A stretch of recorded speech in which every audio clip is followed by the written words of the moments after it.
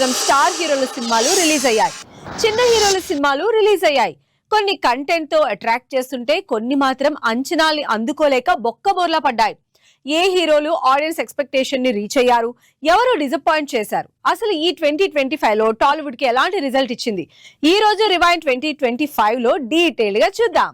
ఈ సంవత్సరం Sankranti as usual గానే భారీ సినిమాలతో హై ఎక్స్పెక్టేషన్స్ తో స్టార్ట్ అయింది.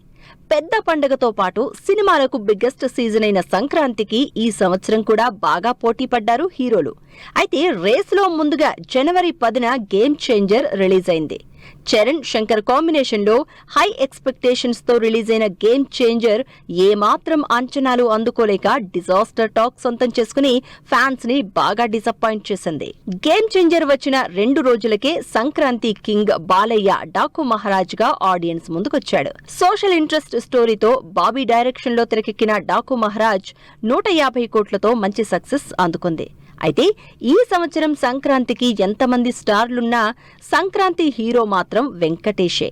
అనిల్ రావిపూడి వెంకటేష్ కాంబినేషన్ లో వచ్చిన హిలీరియస్ కామెడీ ఎంటర్టైనర్ సంక్రాంతికి వస్తున్నాం సినిమా జనవరి 14న రిలీజ్ అయి రామ్ చరణ్ సినిమా కంటే ఎక్కువ కలెక్షన్లతో 300 కోట్లు వసూలు చేసింది. సంక్రాంతికి స్టార్ హీరోల సినిమాల రన్ కంటిన్యూ అవుతూ ఉండగానే డైరెక్టర్ సుకుమార్ వైఫ్ ప్రొడ్యూసర్ గా సుకుమార్ కూతురు నటించిన సోషల్ ఇంట్రెస్ట్ స్టోరీ గాంధీ తాత చెట్టు జనవరి 24న రిలీజ్ అయి మంచి అప్లాజ్ అందుకున్న commercial hit కాలేకపోయింది.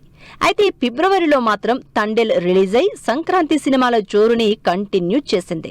Naga Chaitanya, Sai Pallavi lead roles లో చందు మొండేటి డైరెక్షన్ లో ఫిబ్రవరి 7న వచ్చిన తండెల్ మూవీ 100 కోట్లు కలెక్ట్ చేసి డీసెంట్ హిట్ అందుకుంది. ఫిబ్రవరి 14th వ్యాలంటైన్స్ డే రోజు 2 ఇంట్రెస్టింగ్ సినిమాలు రిలీజ్ అయ్యాయి. బ్రహ్మానందం, లైలా సినిమాలు థియేటర్లోకి వచ్చాయి.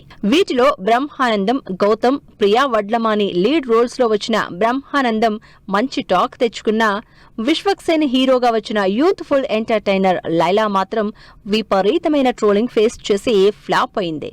ఫిబ్రవరి 26న సందీప్ కిషన్, నక్కిన త్రినాథరావు కాంబినేషన్ లో మజాకా మూవీ రిలీజ్ అయి అంతగా ఆకట్టుకోలేకపోయింది.